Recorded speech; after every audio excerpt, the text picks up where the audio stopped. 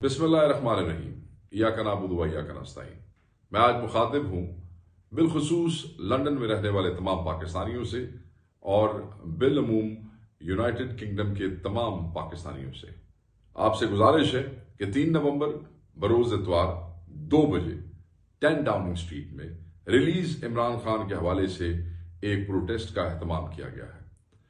मैं ये तवक्को करता हूँ कि आप तमाम ख़वातीन व हज़रात, बच्चे, बूढ़े, बुजुर्ग, फैमिलीज, ग्रुप्स, नौजवान, आप सब इस प्रोटेस्ट में शामिल होंगे। ओवरसीज पाकिस्तानियों की एक मौसर आवाज़ है, जिस आवाज़ की वसातत से हमेशा चीज़ें बेहतर हुई हैं।